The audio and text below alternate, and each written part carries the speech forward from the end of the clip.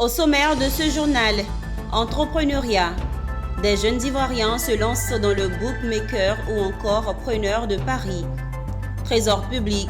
Le ministre des Finances et du Budget, Adama Coulibaly, s'imprègne des nouvelles infrastructures et performances de l'institution. Culture. L'union autour du Royaume Brun était au centre d'un brunch. Noël 2024, le mouvement Koumassi Solidarité offre un arbre de Noël à 600 enfants.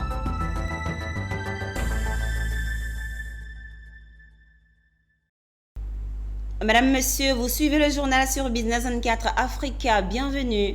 Ouvrons cette édition avec une note sur l'entrepreneuriat. Ils ont souhaité être au service de la population à leur manière en créant un service porté par des valeurs d'excellence. Des jeunes Ivoiriens ont mis sur pied la première société de bookmakers made in Côte d'Ivoire. Le lancement de ce service de paris sportif dénommé Aquabet s'est déroulé dans la commune de Cocody sous le regard de nos reporters. Elle est une start-up 100% ivoirienne évoluant dans le secteur des paris en ligne. Aquabet prend ses marques à travers cette cérémonie de lancement, occasion pour les responsables de présenter la structure au public. Aquabet, c'est une plateforme de paris sportifs en ligne et aussi de jeux virtuels, donc en griffe casino si vous souhaitez, 100% ivoirienne. Donc c'est une grande première pour notre pays aujourd'hui et nous avons de quoi être fiers en tout cas. Cette plateforme inclusive qui s'adapte aux réalités économiques et sociales propose un catalogue riche de 1500 jeux incluant des paris sportifs, des jeux virtuels et un casino en ligne. Sécurisé, Aquabet offre des mises à partir de 10 francs. On va dire que déjà on touche le côté un peu social de la chose et on s'inscrit dans la réalité africaine et ivoirienne. Parce qu'on ne va pas demander dans nos réalités, on veut permettre aussi à tout le monde de jouer. Donc autant on s'approche avec même un nom qui a une référence très africaine, Aquabet. Donc Aquaba et Bet, donc Paris en anglais. Et aussi, voilà, on veut permettre à toutes les couches sociales, avec le minimum, de pouvoir placer un pari et jouer. Parce qu'après tout, ça reste un jeu.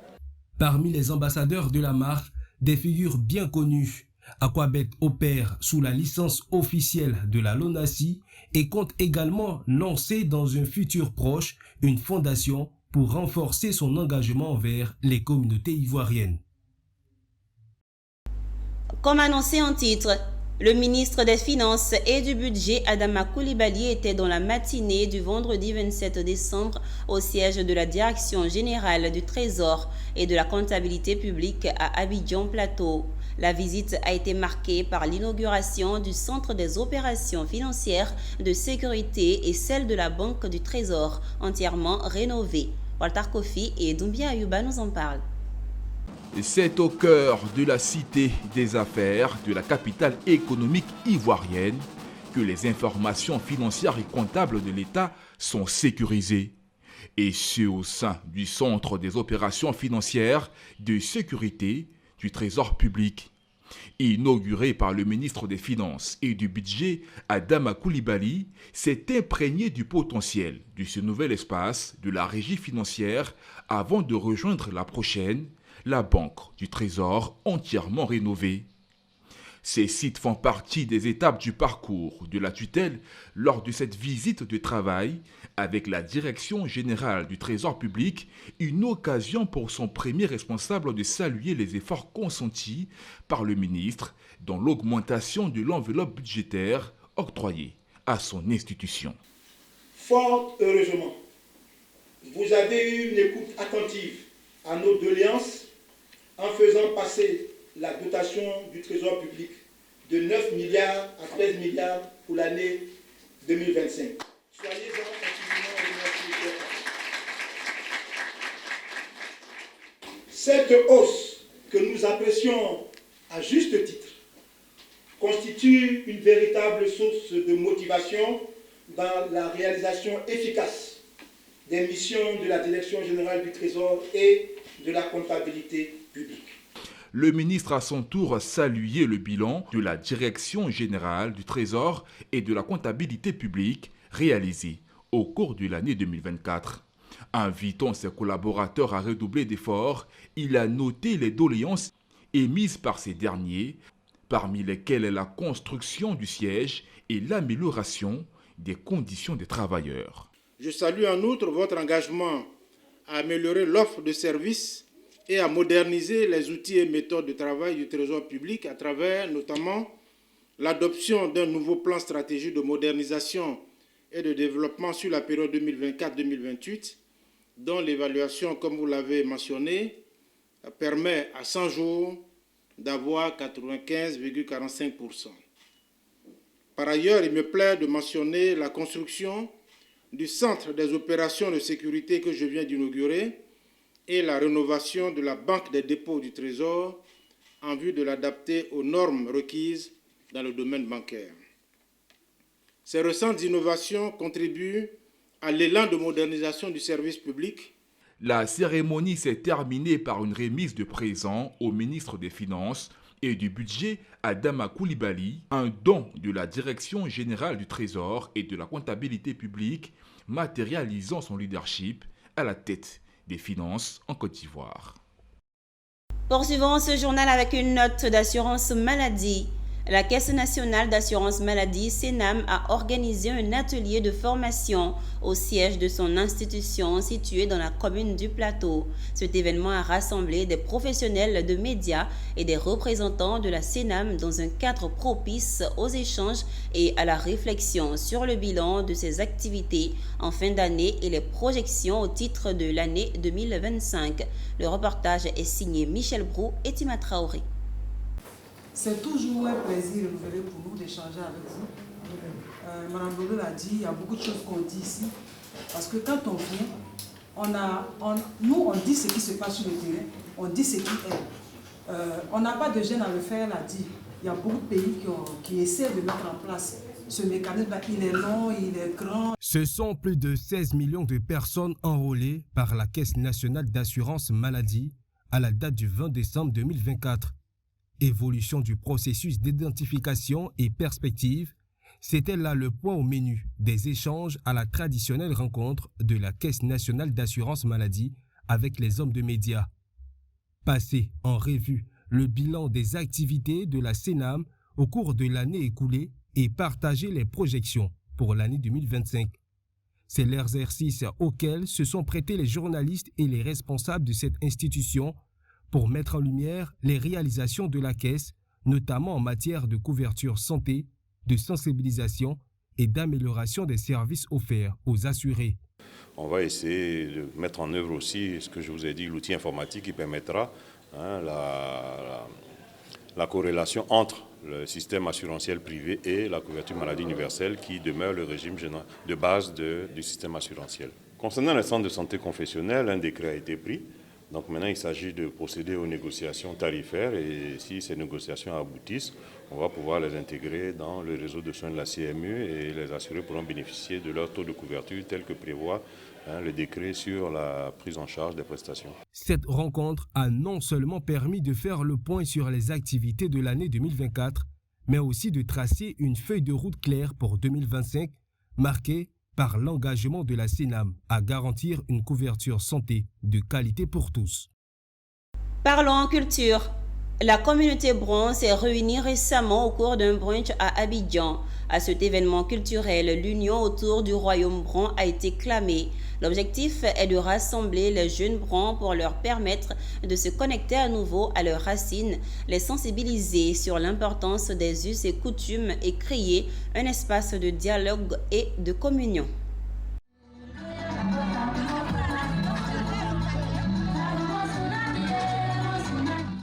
Ces pas et danses sont propres à une communauté, les Brons. Un peuple dont le riche patrimoine culturel, ces dernières années, a perdu son influence. C'est pour relever ce défi que la jeunesse Bron a repris contact avec sa culture à travers l'organisation de festivals et de brunchs. Deuxième du genre, ce brunch qui a rassemblé la communauté Bron, les leaders politiques et surtout les jeunes, poursuit un objectif clair. Selon Taki Kwasi David, commissaire général de ce brunch, il s'agit de rassembler les jeunes Brons pour leur permettre de se reconnecter à leurs racines, les sensibiliser sur l'importance des us et coutumes et créer un espace de dialogue et de communion. Pour cette deuxième édition, nous avons vraiment penché sur, ou bien mis l'accent sur la formation. Donc nous avons eu des conférenciers qui ont développé des thèmes qui ont été vraiment enrichissants. Et je pense que tous ceux qui sont venus, qui ont pris part, ont eu vraiment leur part. L'initiative est en phase avec les aspirations du peuple, mais aussi celles de ses leaders qui sont venus s'abreuver à la source culturelle. Au cours de cette cérémonie, il y a eu beaucoup de choses qui m'ont marqué. J'ai senti la chaleur des cadres bons. Nous étions tous ensemble. Bien que nous ne soyons pas tous du même bord politique, nous étions tous réunis pour la même cause. Célébrer la culture bon à travers nos danses culturelles avec nos artistes. L'organisation de ce type d'activité concourt à créer, à mettre en exergue notre langue, mais à nous rappeler de ce que nous devrons nous mettre ensemble pour que la langue bron, qui est une langue qui est fondamentalement de notre terroir, puisse vraiment ne pas disparaître. Pour rappel, le thème central de ce brunch est l'union autour du royaume. Il a permis de décrypter 3 axes majeurs, notamment la jeunesse et la tradition, la jeune fille bron dans un foyer et l'importance des alliances interethniques. La communauté musulmane Ahmadiyya a tenu sa 38e convention annuelle sur son site de Yopougon, Jesco. Cette rencontre spirituelle avait pour objectif principal de rassembler les membres de cette communauté Ahmadiyya pour approfondir leurs connaissances en islam, renforcer les liens d'amitié et de fraternité. Cette édition a réuni des milliers de fidèles venus de divers horizons. Amiko Robara et Marie Siri. Ils étaient nombreux ce samedi à prendre place sur le site de leur communauté à Yopougon Jesco pour participer à cette 38e convention annuelle dénommée Jasla Salana. Cette rencontre marquée par des conférences thématiques et des activités sociales était le lieu de faire le bilan des actions sociales de la communauté Ahmadiyya en Côte d'Ivoire et à appeler les fidèles à préserver l'unité et la paix, surtout à l'approche des élections présidentielles. Mission islamique Ahmadiyya, Jamaat islamique Ahmadiyya, il fait son message de la paix pour le monde entier, ici en Côte d'Ivoire aussi. Présentement, à travers les prières. C'est dans différentes mosquées aussi, nous sommes en train de faire les prières aussi, puisque l'année prochaine, l'élection 2025, dans le mois d'octobre, ça n'a qu'à passer bien. Effectivement, les Ivoiriens sont très motivés et se sont vraiment très concernés par ce message effectivement d'espoir et de vivre ensemble ici. En Côte d'Ivoire, nous avons vu les gens, les enfants, les jeunes sont très motivés. Et nous pouvons dire, nous avons l'espoir pour un monde meilleur à travers nos jeunes. Bilan qui a été apprécié par Sindou Dosso, secrétaire général de la préfecture d'Abidjan, qui a par ailleurs salué cet appel à la paix. Vous avez écouté la communication qui a été faite par le représentant Ahmadiyya Île Maurice, venant d'Île Maurice. On a tout compris. C'est qu'il s'agit d'une communauté, c'est vrai, une communauté religieuse, mais au travers de ses actions et activités sur le terrain, touche pratiquement à toutes les questions qui intéressent l'humanité. Fondée en 1889 en Inde par Hazrat Mirza, la communauté Ahmadiyya a pour mission de raviver les valeurs morales et spirituelles de l'islam. Elle prône la paix, l'amour et la compréhension mutuelle entre les religions. Ouvrons un chapitre d'information ayant marqué la fête de Noël. La communauté de Koumassi a vibré au rythme de la solidarité et de la joie grâce à une initiative du mouvement Koumassi Solidarité. À la veille des fêtes de Noël, cette structure a offert un arbre de Noël aux tout-petits pour leur permettre de passer une agréable fête. Le reportage de Michel Brou et c'est ici.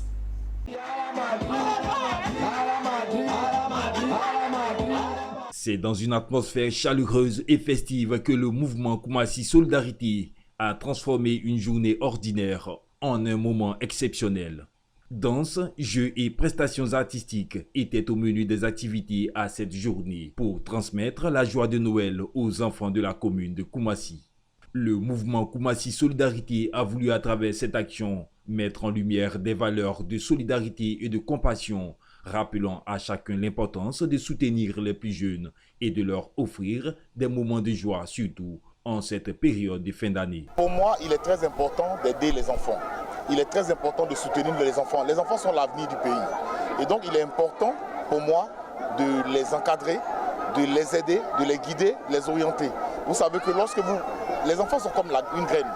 Lorsque vous leur inculquez des valeurs importantes, vous avez entendu tout à l'heure lors de mon discours, je leur ai demandé d'apprendre à partager. Les sourires sur les visages des enfants et cette explosion de joie ont témoigné de la réussite de cette activité. Je demande merci à Papa Adou à l'Institut. J'ai passé une merveilleuse journée. La fête a été très belle, nos enfants ont été égayés par la fête. Tout s'est bien passé jusqu'à ce moment. On lui dit vraiment merci pour l'initiative. Le mouvement Koumassi Solidarité a lancé officiellement ses activités le 15 juin 2024. Cet arbre de Noël s'inscrit dans la continuité de ces actions sociales portées par le mouvement, dont le financement de projets de femmes, l'octroi de permis de conduire aux jeunes et l'assistance financière aux femmes, entre autres.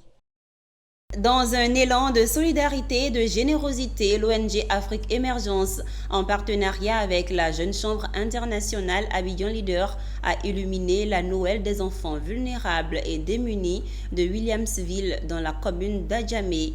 À travers des cadeaux et des instants de bonheur offerts, les partenaires ont apporté joie et paix dans les cœurs des tout-petits.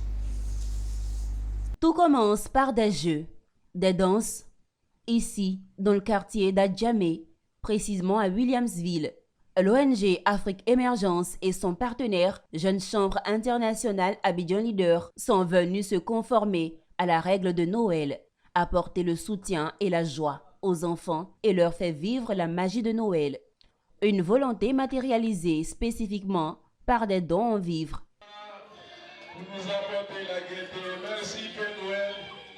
Pour l'ONG Afrique Émergence et son partenaire, le bonheur des enfants est une priorité. À travers cet acte, ils soutiennent les ONG qui s'occupent des enfants. Il n'y a pas d'enfants vulnérables. Ces thèmes-là, on n'aime pas trop les utiliser, mais nous apportons des sourires, nous apportons la joie et nous venons quand même soutenir les ONG qui s'occupent de ces enfants. Donc nous avons bien voulu venir à Williamsville pour mener cette activité. Et cette ONG s'est rendue vraiment disponible pour mener cette activité. C'est vrai qu'il peut y avoir des jeux, mais un enfant a besoin d'être restauré pour que l'organisme puisse répondre à ses besoins. Donc nous avons décidé de partager ces villes pour qu'en famille, les enfants puissent partager Noël. Un repas autour d'un plat bien fait, ça donne du sourire aux enfants. La satisfaction fut grande tant pour les parties prenantes, les ONG, que pour les enfants. Parmi de milliers d'enfants, nous avons été choisis, donc c'est vraiment une grâce pour nous. Je remercie l'ONG Espoir pour tous et aussi l'ONG Afrique Émergence. Cette première initiative de Noël solidaire témoigne de l'engagement de l'ONG Afrique Émergence envers les enfants démunis. L'action s'inscrit dans une vision plus large de développement communautaire. Tout autre chose à présent. Le directeur général de la Loterie nationale de Côte d'Ivoire, l'ONACI, par ailleurs président du conseil d'administration de la fondation l'ONACI, Dramane Coulibaly, a remis officiellement les clés de l'EPP Mylène Dioni de Niamassou dans la ville de Dimbokro, ainsi qu'une salle multimédia à la jeunesse de la commune située dans le centre-est de la Côte d'Ivoire. Le commentaire de Walter Kofi. La fondation l'ONACI a traduit en réalité concrète le vœu de la Miss Côte d'Ivoire 2023 en consacrant un budget à la construction d'une école primaire de 6 classes entièrement équipée à Niamassou dans la ville de Dimbokro. En remettant officiellement l'œuvre, Dramane Coulibaly, président du conseil d'administration de la fondation l'ONACI, a formulé le vœu que cette nouvelle classe contribue à l'amélioration des conditions d'apprentissage des enfants avant d'inviter la communauté éducative à en faire un bon usage et à veiller à son entretien. Au cours de la même journée, la fondation l'ONACI a procédé à la remise des clés d'une salle multimédia à la commune de Dimbokro. Le montant total de l'investissement est près de 60 millions de francs CFA, dont 53 millions pour la construction du bâtiment et le reste pour les équipements. Aujourd'hui, nous sommes à Niamassou, parce qu'après son élection, le choix de Mylène s'est porté sur ce village. de la commune de Temokro pour la construction d'une école primaire de 6 classes entièrement équipées. Et comme elle sait si bien le faire, la Fondation a traduit en réalité concrète ce vœu de notre fille. Elle a consacré un budget de 65 millions de francs CFA à la construction de cette belle œuvre, avec un équipement de 13 726 000 francs, ce qui fait un investissement total de 78 726 000. Cette double cérémonie de remise d'œuvres sociales a été présidée par le préfet de région Dionisy, préfet du département de Dimbokro. Donassi, PCA de la fondation Donassi et de Dimbokro. Quelle coïncidence heureuse. Nous nous trouvons donc sur le sol de Yamasou, qui accueille le don qui a été fait par la fondation. Je tiens à vous adresser mes sincères remerciements. Tout au long de mon mandat, vous avez été un soutien indéfectible, tant moral que financier. Vous avez cru en moi, vous m'avez accompagné avec bienveillance et même jusqu'au concours prestigieux de Miss Monde. Grâce au partenariat qui lie la Fondation Lonassi au Comici, chaque élection Miss Côte d'Ivoire devient une occasion de contribuer au bien-être des populations. Les enfants du village de Pala, dans le département de Tonda, ont vécu grâce à l'ONG Smile Hair et le soutien du ministre d'État Kobena Kwasi Adjoumani, une expérience particulière à travers un arbre de Noël qui a permis de cadeauter plusieurs enfants. Suivons le point avec Anissé Kouadio. Nombreux sont ces enfants du village de Pala, dans le département de Tonda, qui n'ont jamais eu cette chance de goûter aux délices et aux joies que procure la Noël, qui ont été visités ce jour par le Père Noël grâce à l'ONG Smile Earth, dirigée par Mme Koulibaly Sandrine, qui en est la présidente fondatrice. Elle et ses généreux donateurs ont emporté un peu de chaleur dans le cœur des enfants du village de Pala. Cette activité est dénommée Mes Noël de rêve, qui en est à sa première édition, qui a permis de distribuer plus de 800 cadeaux à ces beaux show du village de Pala. Un moment agréable avec tous ces enfants-là qui sont dans les zones rurales. Mais faute de moyens, les parents n'arrivent pas à leur accorder ce moment-là. Alors nous sommes venus avec cette caravane de Noël de rêve pour leur offrir tout le soutien qu'il faut, tout le sourire qu'il faut. Ce geste fortement apprécié par les enfants et les populations de Pala. Au nom de tous les enfants de Pala, pour la première fois, nous vous remercions pour ce beau cadeau inoubliable que vous nous offrir en ce jour. Merci pour tout et que Dieu vous bénisse. Amen. C'est la première fois à Pala. Donc déjà, vraiment, on prie Dieu que ça se répète. Et aussi merci à la présidente de l'ONG. Si la magie de Noël a pu opérer du côté de Pala, c'est grâce au soutien du ministre d'État Kobena Kwasi Adjoumani qui y a contribué énormément. Pour certains, c'est la toute première fois qu'ils reçoivent un cadeau à Noël.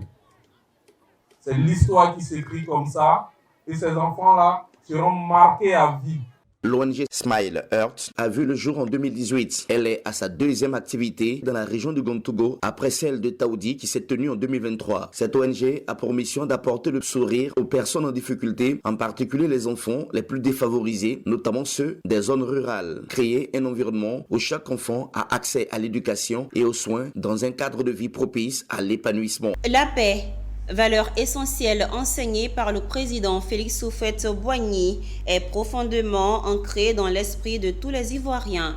Elle constitue un principe fondamental pour le peuple ivoirien, notamment pour la population de la région de la Maraoué, où certains citoyens se sont engagés en tant qu'ambassadeurs de la paix. Une formation a été organisée pour ces ambassadeurs, accompagnée de la reconnaissance des nouveaux membres. Le reportage de Charles Kouakou, commenté par Pierre Tebeu. La formation a débuté par des ateliers interactifs destinés à doter les participants des outils nécessaires pour encourager le dialogue et la médiation au sein de leur communauté. Les ambassadeurs ont exploré plusieurs thèmes clés tels que la cohésion sociale, la paix et la tolérance. Nous avons tenu plusieurs modules aujourd'hui, à commencer donc par la vie du fondateur le révérend Dr Samyamboum qui a créé la Fédération pour la paix universelle. Nous avons parlé aussi dans le deuxième module de la révélation que le fondateur a reçue, des principes idéaux de la création. Des récompenses ont été attribuées à certains ambassadeurs s'étant particulièrement distingués par leurs actions. Cette distinction est un honneur pour moi et un nouveau défi pour moi aujourd'hui.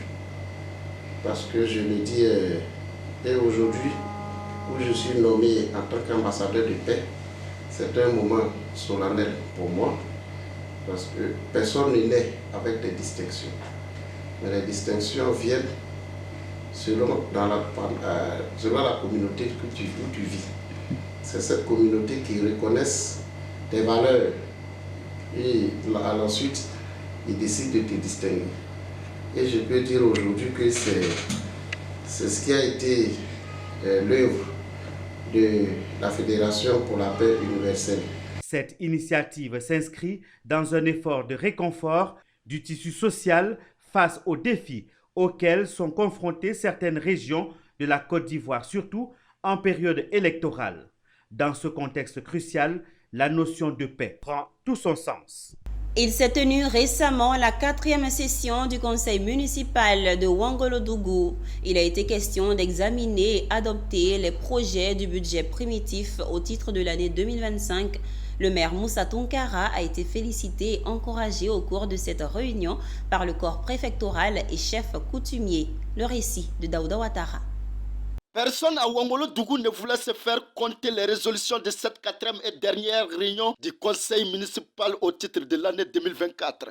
Les points phares de cette session: l'examen et l'adoption du budget primitif de l'exercice 2025 qui s'élève à 716 455 000 francs CFA contre celui de l'année 2024 qui était 522 604 000, soit une augmentation de 37,9%.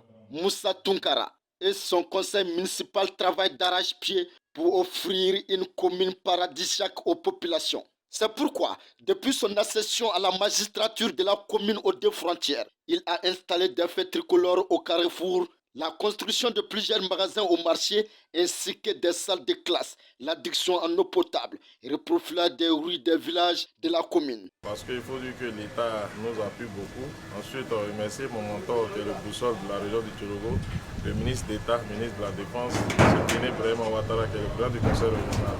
Vraiment qui nous appuie beaucoup aussi. Et puis grâce à son soutien, nous avons pu réaliser quelques projets. Et je pense que tout à l'heure au conseil, on a été félicités par les uns et les autres. La chefferie, les jeunes, les femmes. Donc, mais néanmoins, comme je le disais, nos attentes sont tellement nombreuses, les défis à relever sont nombreux. Faire de la commune de Ouangolodougou la vitrine de la Côte d'Ivoire est l'ambition du maire Moussa Tounkara.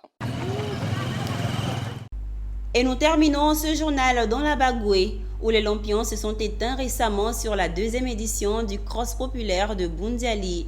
2 activités ont meublé cette édition, une journée de collecte de sang et le Cross populaire pour clôturer, initié par le mouvement Boundiali solidaire afin de renforcer la cohésion sociale, l'union, le vivre ensemble entre les populations. C'était en présence de toutes les couches sociales. Don de sang afin de sauver des vies, mais surtout inciter les populations à faire de cette action sociale leur habitude. C'est par cette activité majeure de haute portée sociale que la 2e édition du Cross de Boundiali a ouvert ses portes et s'est refermée par un cross populaire initié par le mouvement Boundiali solidaire. Selon la présidente, cette activité vise à consolider les liens de paix à travers le sport, facteur de rassemblement. Vœu cher de la marraine professeure Maria Toukone, députée maire de Boundiali. En plus de cohésion, de l'entente, la santé à travers le sport, nous cherchons aussi le rayonnement de Boundiali. Aujourd'hui, nous avons des athlètes qui sont venus d'Abidjan, de San Pedro, de Saint-Fra, de Korogo, pour venir participer à ce cross. Son action là va dans le sens de la politique, dans la ligne droite de la politique de Madame. Ça c'est de faire Boundiali une ville sportive, une ville où il fait bon vivre, en tout cas une ville où on s'épanouit, une ville où le sport étant un facteur de regroupement, on ne peut que venir soutenir la promotrice. Je veux profiter pour féliciter et pour dire bravo aux organisateurs Bravo à tous ces jeunes, bravo à toutes ces filles, bravo à tous ces seniors qui sont venus aujourd'hui pour courir. On l'a dit, l'objectif c'est la santé, c'est la cohésion sociale et je pense que ce bébé qui a 2 ans aujourd'hui mérite qu'on le soutienne. Qui aurait cru que je serais la première? J'invite toutes les filles à venir participer au sport. Ça me fait plaisir d'être le vainqueur de cette compétition. Voilà, je suis très ému. Une course de 5 km à pied et de 10 km. Les premiers à franchir la ligne d'arrivée sont repartis avec des trophées, des enveloppes symboliques et bien d'autres. Rendez-vous est donc pris à l'année prochaine pour la 3e édition. C'est la fin de ce journal. Merci de nous avoir suivis. Les programmes se poursuivent sur Business 24 Africa, votre télé utile.